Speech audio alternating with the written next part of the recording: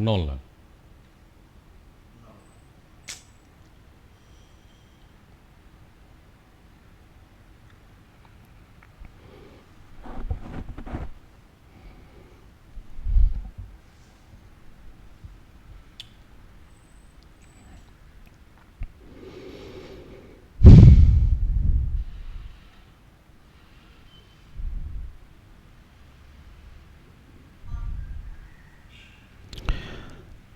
Assalamualaikum warahmatullahi wabarakatuh.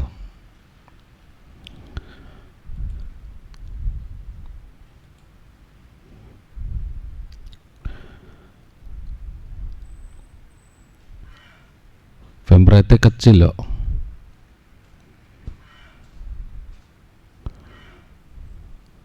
Mari kita awali dan baca suratul Fatihah, Al-Fatihah. Bismillahirrahmanirrahim.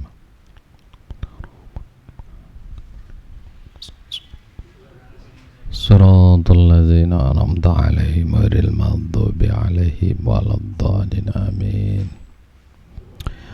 Anak-anakku sekalian yang dimuliakan oleh Allah Subhanahu wa taala, pada pertemuan pada siang hari ini, saya ke bagian yang paling akhir. Tadi sebelum duhur Pak Gaji ya, melanjutkan untuk materi seni budaya mengenai panitia dan tugas panitia serta penataan ruangan ya.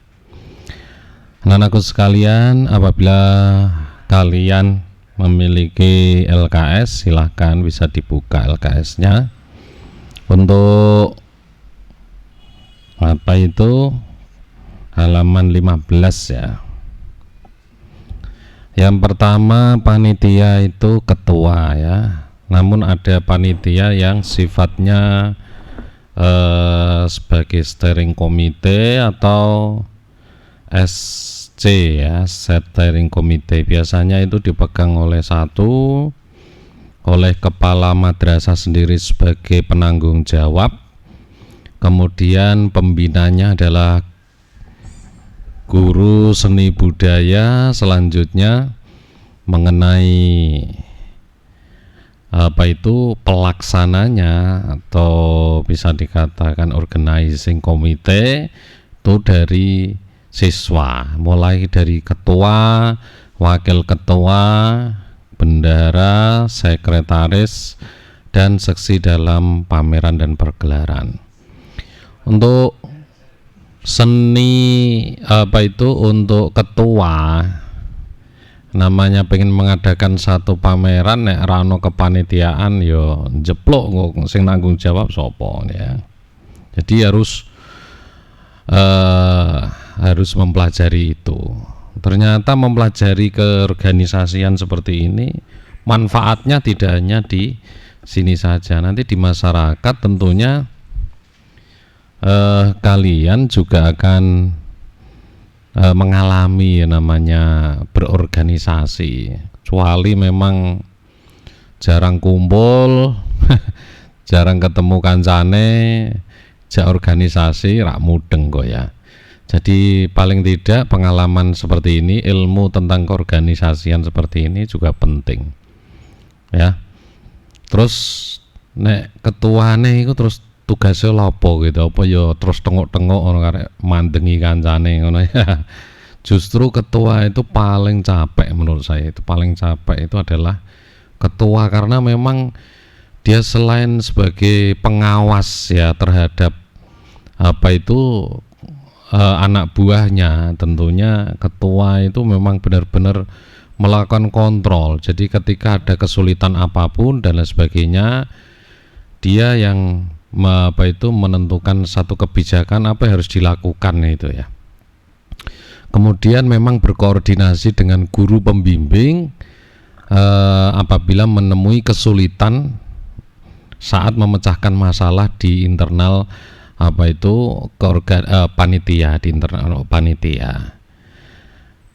Bedane panitia sama organisasi meh mirip mek sithik tok bedane. Nek nong organisasi itu di bawah satu kelembagaan, Nek panitia itu gak memiliki lembaga, maka setelah selesai mengerjakan tugas, selesai kegiatan, panitia langsung ada pembubaran panitia. Jadi gak ono nek pembubaran organisasi, maka ketika organisasinya yang paling tinggi bubar, maka ke bawahnya kemungkinan bisa bubar ya. Organisasi banyak sekali toh, sampean kadang ikut di Banser ya, ikut Fatayat, ikut Muslimat, nanti kalau sudah dewasa ada ikut IPNU ya, IPPNU gitu.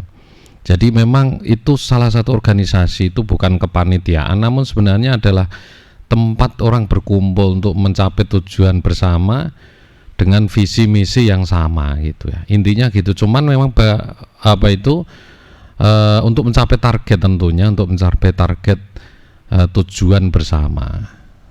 Podo pokoknya ya intinya mengatur seorang untuk membagi tugasnya masing-masing, ben ora dewe-dewe gitu ya. Bekerja sendiri saya kira akan kesulitan dan tidak akan mungkin selesai, apalagi kebutuhan di dalam satu kepanitiaan itu tidak hanya satu.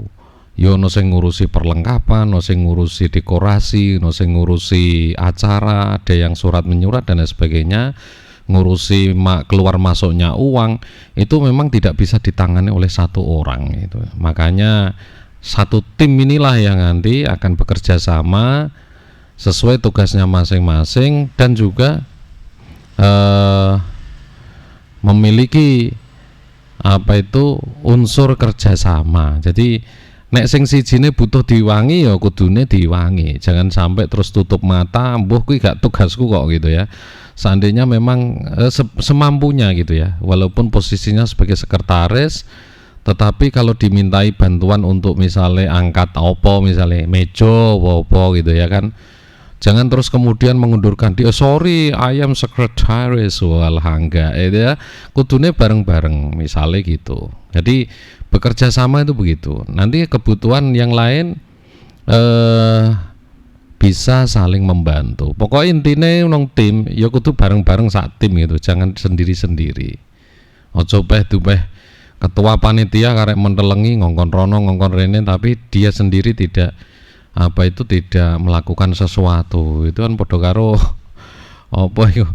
ngongkon bloko gitu ya kan, sing dikongkon kan ya podo-podo kancane podo-podo gitu. Cuman memang posisinya ketua itu memiliki tugas yang lebih berat. Kontrol itu ketua itu benar-benar mengkoordinasi seluruh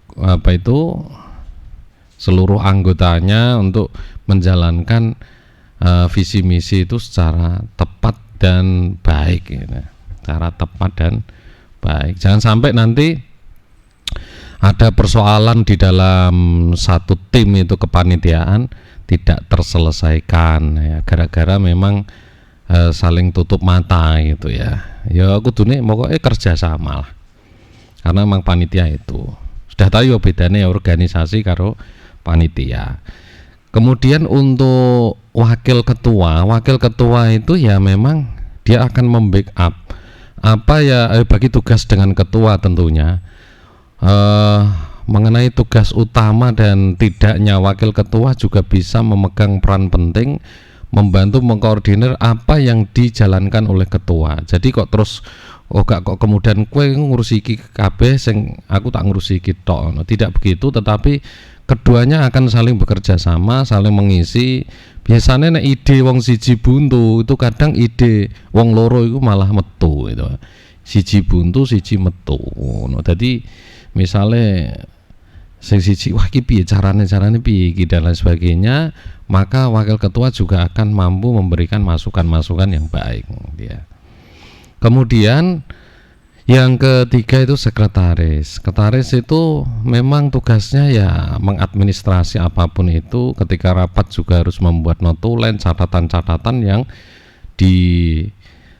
dibahas di dalam rapat, sehingga sekretaris juga akan memiliki tugas satu membuat daftar hadir, kemudian membuat undangan untuk rapatnya, Terakhir juga membuat satu notulen dan berita acara, biasanya seperti itu untuk laporan pertanggungjawaban nanti setelah selesai kegiatan. Administrasi tercover oleh sekretaris semua. Kemudian untuk bendahara, ini bendahara seorang bendahara itu memang bukan terus selama ini kadang bendahara goleki sing sugih bloko. Bendahara goleki sing sugih, tujuannya tur apa ya? Mungkin ilang duite iso backup banyak yang memang beranggapan seperti itu, karena selama saya berorganisasi juga gitu. Hampir bendahara, mestinya bendahara itu akan terpilih dengan syarat bahwa dia itu benar-benar mampu untuk memanage keuangan, bukan gara-gara dia itu kaya atau seperti apa, tidak, tetapi satu, dia mampu manage keuangan, yang kedua memang dianggap memang dia itu amanah. Amanah itu yo ora gampang gitu nyekel duit, soalnya nek seleb sithik yo kacau, misalnya ndekne angger yo payah, atau ndekne saenake dhewe tidak amanah, angger jipoki wah iki gak ketara tak jipok sithik gitu, bahaya juga kan. Jadi memang persyaratan yang tidak menjadi satu kewajiban untuk jadi bendahara, namun itu penting untuk dipertimbangkan. Bukan berarti terus kemudian yang lain tidak dipercaya itu gara-gara tidak amanah, bukan berarti begitu. Terus kesimpulannya terus diwalik, itu jangan. Ya, jadi tentunya orang-orang yang memang berkompeten mengatur satu keuangan dengan baik gitu ya. Apalagi sudah memiliki pengalaman, maka dia akan mampu mengatur uang. Jadi pokoknya nek ana duit metu langsung dicateti, terus kebutuhannya piro, misalnya nota-nota dan lain sebagainya, enteke piro langsung cateti kabeh, mlebu ana duit masuk dicateti kabeh. Jadi tidak boleh ada yang selip sedikit pun pada saat orang untuk dintinti. Persoalannya nek dintinti itu biasanya yang terjadi adalah lupa. Kelupaan itu malah justru akan mengakibatkan sesuatu yang fatal. Yo nek sithik gak apa-apa, seliben akeh kan kacau juga kan. Jadi harus benar-benar seorang bendahara itu memang benar-benar teliti, jeli nih keuangan ini keluar berapa persen pun, berapa sen pun, berapa rupiah pun, itu menjadi catatan keluar masuk dengan langsung dicatat, itu langsung catat metune apa. Boleh menggunakan buku-buku oret-oretan atau buku pembantu untuk mengatur keluar masuknya dulu sebelum nanti dipindah di buku yang yang nanti akan dipakai untuk pembuatan laporan. Itu untuk bendahara. Kemudian yang seksi dalam pameran pergelaran itu memang kebutuhannya yang pertama itu adalah perlengkapan, maka ini seksi ini harus ada ya. Seksi perlengkapan nanti tentunya dia akan memenuhi segala kebutuhan yang dibutuhkan dalam ruangan pameran itu. Apa saja ya, berhubungan di sound system, sak piturute, seksi perlengkapan memiliki peran penting untuk mencukupi itu semua. Kemudian yang kedua adalah seksi acara. Mengatur acara dari awal sampai akhir memang tidak mudah, tetapi kalau memang ini dikoordinasikan dengan baik, maka persoalan yang seperti ini akan mudah diatasi ya. Susunan acara mulai dari mulai dari rapat-rapat pertama kali sampai akhir itu yang sudah disusun schedule-nya oleh sekretaris, itu nanti akan dijalankan oleh seksi acara. Pada saat pelaksanaan kegiatan, seksi acara menjadi salah satu nggak penting yang menjadi pusat perhatian pada saat itu, dan berhasilnya dalam perjalanan mulai dari pembukaan pameran pergelaran sampai pementasan dan lain sebagainya diatur oleh seksi acara sampai acara selesai gitu ya. Kemudian seksi selanjutnya yaitu tentang seksi seksi penyeleksi karya, pengumpulan karya dan penyeleksi karya sekaligus itu akan menjadi satu. Jadi ngumpul ke karya sekaligus menyeleksi. Ketika ada temuan bahwa ketika ada ada temuan bahwa ada karya yang tidak bagus, mungkin karyanya kurang layak untuk dipamerkan, maka penyeleksi karya ini memberikan satu masukan kepada sang pembuat karya untuk memperbaikinya. Jadi ketika terseleksi bukan terus dibuang karya itu, tetapi untuk diperbaiki, kemudian nanti bisa ditampilkan untuk pameran dan pergelaran gitu ya.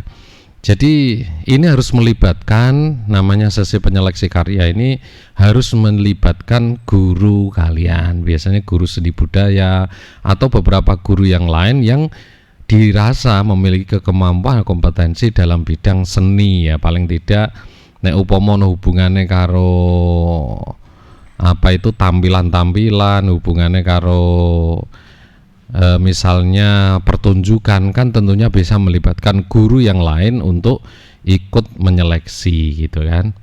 Jadi engko sing dipandang sopo sing kira-kira iso lah, paling tidak begitu. Jangan hanya dengan mengandalkan kemampuan pribadi siswa, karena dibahaya apa itu dikhawatirkan ketika siswa itu nanti ada unsur like dan dislike, orang seneng gitu ya, karya seapi-api lah tetap gak patek di amen di sortir terus gitu, terus disuruh memperbaiki terus, padahal sebenarnya karyanya sudah bagus itu ya. Jadi yang menentukan kebijakan tentunya dalam pameran pergelaran khususnya kepanitiaan ini guru pembimbing kalian yang akan menentukan satu kebijakan, karya ini layak ini dan ini tidak layak untuk diperbaiki. Persoalannya apa? Dengan guru memberikan kriteria belum layak, itu artinya guru akan memberikan masukan sekaligus memberikan pembelajaran solusinya piye gitu ya. Memberikan pembelajaran solusinya piye, seharusnya dilakukan apa gitu ya. Yang diperbaiki apa itu guru tahu gitu ya. Ini harus diperbaiki. Kemudian caranya seperti ini. Kalau siswa sendiri kan tentunya tidak berkompeten dalam bidang itu gitu. Itu seksi acara. Kemudian yang selanjutnya adalah publikasi. Si publikasi ini juga penting, bagaimana acara ini bisa diumumkan secara umum kepada siapa saja yang akan melaksanakan pameran pergelaran, siapa saja akan menjadi target ya penontonnya, siapa saja yang akan menjadi apa itu orang-orang yang memberikan apresiasi terhadap pameran pergelaran yang kita lakukan ya, kita adakan itu ya, kita selenggarakan. Selanjutnya adalah seksi dekorasi. Biasanya ini bergabung dengan seksi dokumentasi. Si dekorasi selama ini selalu bergabung dengan dokumentasi karena ada hubungan dengan view ya, berhubungan dengan view. Nanti ketika didokumentasikan seperti ini itu masuk atau tidak dengan background yang seperti ini, ketika difoto atau di shooting itu seperti apa. Background yang selama ini mudah dibuat itu ya soko banner kuwi. Cuman kalau background dari banner terkadang untuk si seksi dokumentasi khususnya tukang shooting dan tukang foto agak sedikit komplain karena apa? Cahaya yang dipantulkan dari banner itu justru menghilangkan tulisan background yang ada di belakang sehingga tidak terbaca. Itu satu. Kalau banner itu cepat, tapi kalau mungkin ditambah uangnya sedikit itu bisa dapat banner yang lebih bagus, tidak mengkilap seperti itu, ada juga ya.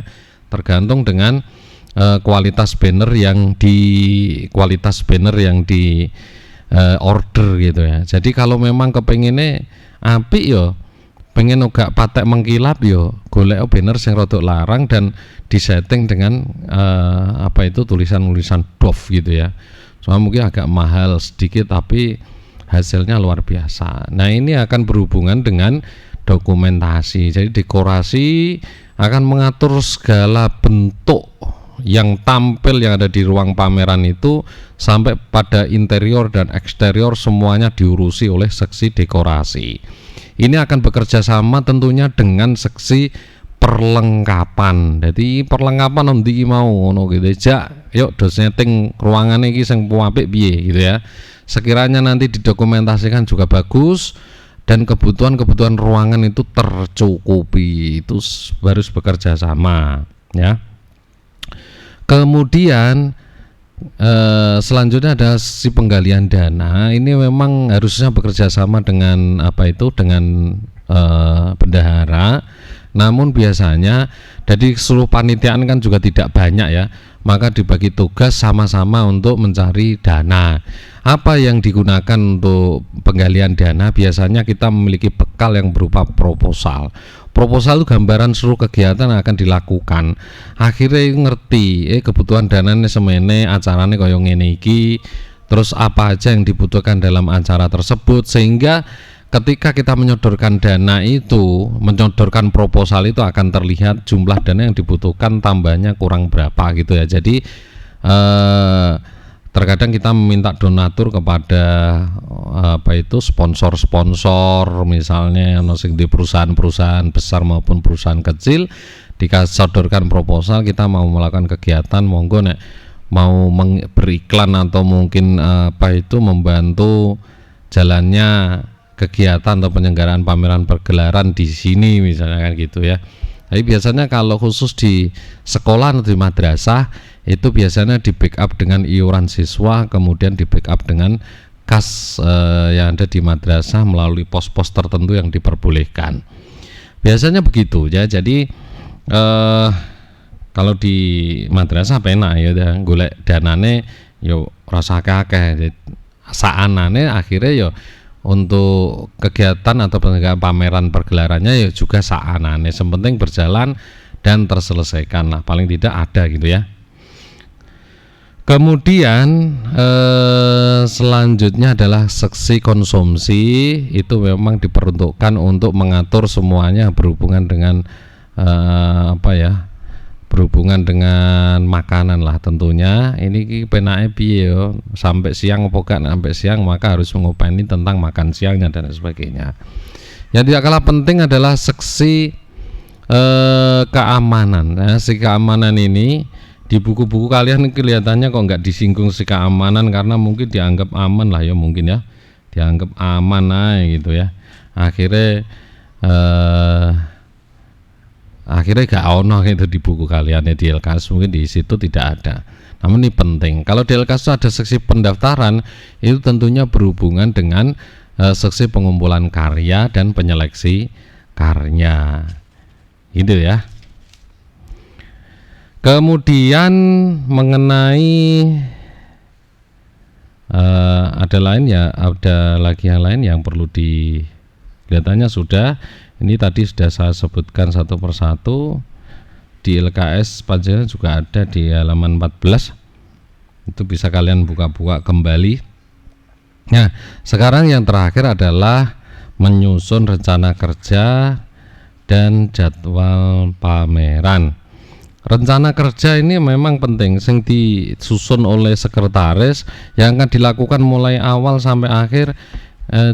Biasanya formatnya itu ada tabel-tabel gitu ya, nomor 1 ada nomor, kemudian nama kegiatan, terus dilaksanakan jam berapa, tempatnya di mana, kemudian penanggung jawabnya siapa, itu ya. Itu bisa ditulis di keterangan juga bisa. Kolomnya ya tolong nanti ditulis. Kolomnya yang pertama itu nomor, kemudian yang kedua adalah uraian kegiatan atau kegiatan yang akan dilakukan, mulai pembukaan, mulai opo gitu ya, sampai pada penutupan. Terus di sampingnya ada waktu, jamnya jam berapa, sampingnya tempatnya di mana, terus keterangan atau penanggung jawab kegiatan ini sopo gitu. Misalnya seksi acara, ya sudah seksi acara nanti yang akan ngopeni bertanggung jawab dibantu oleh panitia yang lain. Selanjutnya adalah tahapan pamerannya. Yang pertama adalah persiapan penyelenggaraan pameran, yang kedua tahap penataan ruangan, ketiga pelaksanaan. Saya akan membagi 3 sebenarnya dari uraian yang sudah ada di LKS kalian itu. Tolong kalian catat, ini menjadi satu tambahan catatan yang perlu kalian catat dengan baik ya. Kita buat langsung aja 3 tahap ya. Kita akan membuat 3 tahap.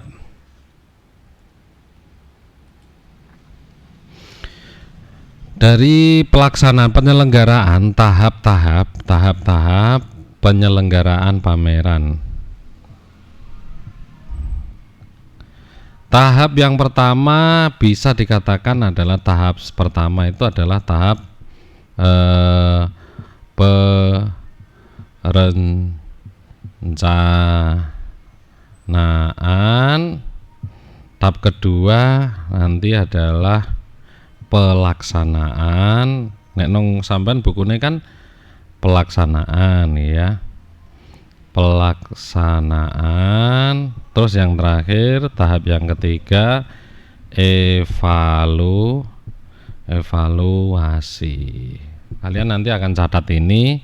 Terus pas perencanaan iki opo ae, mulai perencanaan itu satu kegiatannya, tulisi nang kene kegiatannya. Yang pertama adalah pembentukan pani, ketok rai tulisannya coilik ini pendelengnya rai ketok ya.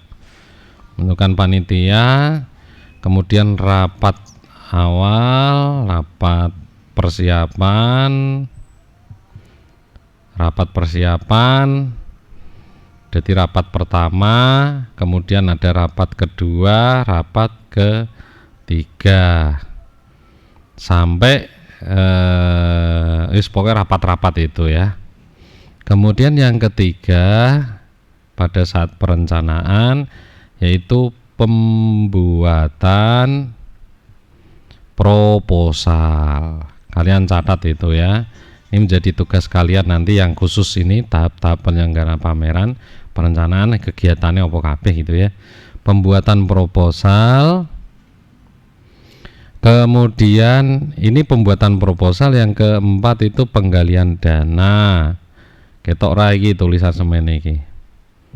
Penggalian dana. Kelima checking terakhir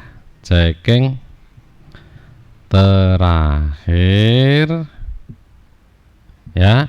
Dan yang keenam yaitu gladi bersih, termasuk juga gladi kotor, gladi bersih. Dalam pameran itu cukup mungkin sekali aja cukup ya, kecuali untuk penampilannya bisa melakukan kegiatan yang sudah saya berikan kemarin ya. Untuk schedule pelaksanaan pameran sudah saya berikan, tolong bisa dibuka-buka lagi itu. Gladi bersih. Terus yang ketujuh penataan ruang pameran. Oke, ini tahap perencanaan sudah selesai. Terakhir pelaksanaan, mulai dari satu pembukaan, boleh di atasnya kasih praacara ya. Praacara bisa diisi tampilan-tampilan dan lain sebagainya ya. Pembukaan yang kedua sambutan, ini biasanya ya, sambutan ketua panitia atau ketua penyelenggara. Terus ketiga ya sambutan lah ya, iki sambutan no sopo kabeh terserah sambutan. Terus ada namanya pentas seni ya, pentas seni. Kemudian yang keempat tentang pelaksanaan kegiatan pameran dibuka. 5.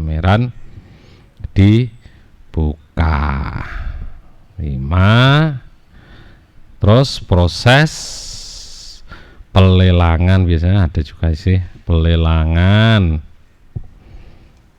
Kemudian yang keenam yo karyane emang didol pora atau hanya sekedar tinggu pajangan toh ya, monggo terserah. Kalau ada mau dijual juga ada proses pelelangan atau pembelian ya, nanti dibeli ya, pembelian.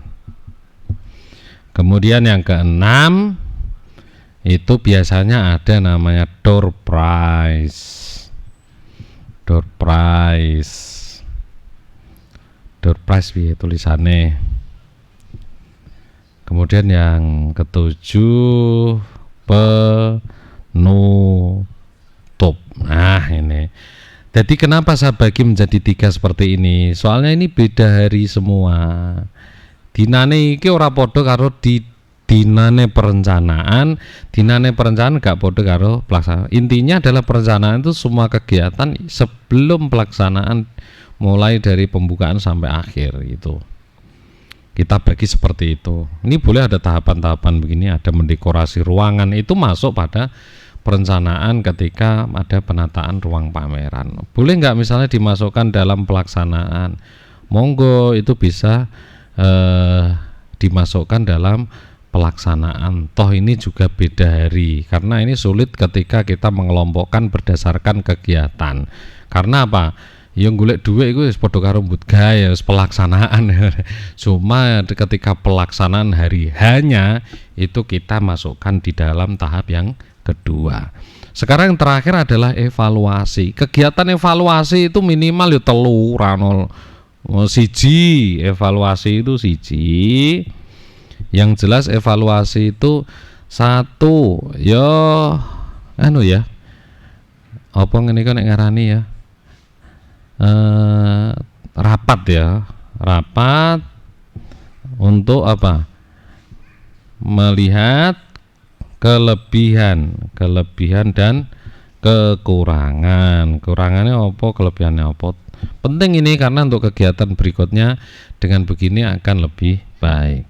Kemudian yang kedua itu membuat laporan, mesti membuat LPJ, laporan pertanggung jawaban. Jadi nggih LPJ.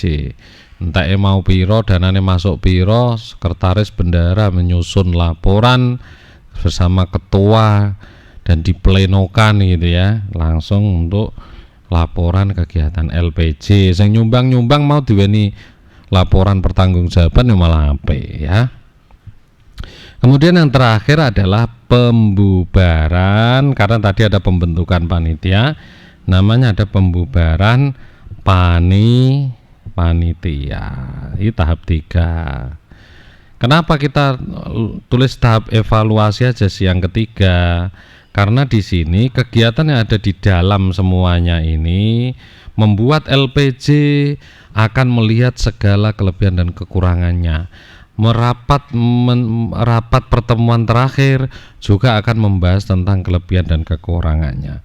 Pembubaran panitia ini akan akan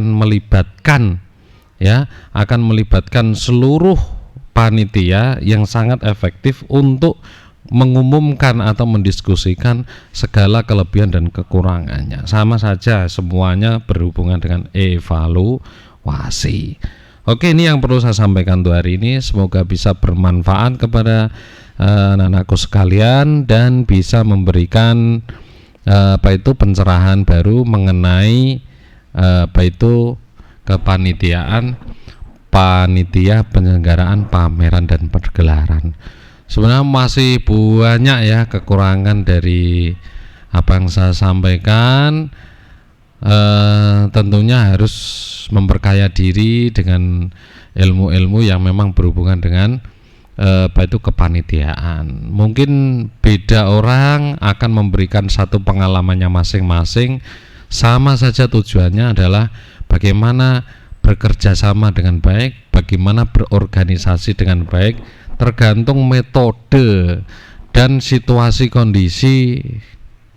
Ya, situasi kondisi masyarakatnya juga akan dilihat juga gitu ya. Karena mawa desa mawa cara, terkadang carane wong kene nek diterapno nang kono ya mungkin nggak pas, tapi nek wong kono di kene ya padha kadang kurang cocok ya. Jadi itu, namun secara garis besar saya sudah terangkan hubungan kerjasama dengan baik ini akan menghasilkan satu kegiatan yang sukses gitu ya. Oke, terus berkarya. Nanti video ini juga akan saya unggah juga di YouTube ya. Yang masih kurang paham, mungkin pedot-pedot, hanya mendengar suara atau mungkin kurang mendapatkan penjelasan, tentunya nanti kalian bisa melihat secara clear ya, berupa rekaman YouTube. Nanti bisa Anda lihat di YouTube. Insya Allah nanti saya share sore-sore hari gitu ya, setelah video ini saya upload ya. Mungkin dengan melihat streaming ini kelihatannya FPS-nya kurang dari 30, ini berarti kan ada ketidaknormalan dalam dalam live streaming kali ini. Selalu di bawah 16 fps ya, kadang malah telu, kadang 0 frame rate-nya ya untuk visualisasinya. Mungkin untuk audio bisa kalian dengar dengan baik karena masih bagus di atas 500 kilobit kbps ya, artinya audio mungkin bisa dengar, tapi untuk gambarnya wes pedot-pedot ya. Nanti untuk lihat yang jelas bisa kalian akses di YouTube MTS Rodotus Syuban. Banyak kekurangan yang saya sampaikan hari ini, mohon maaf yang sebesar-besarnya. Mari kita akhiri dengan baca surat Fatihah. Al-Fatihah. Bismillahirrahmanirrahim. Alhamdulillahirabbil alamin. Amin.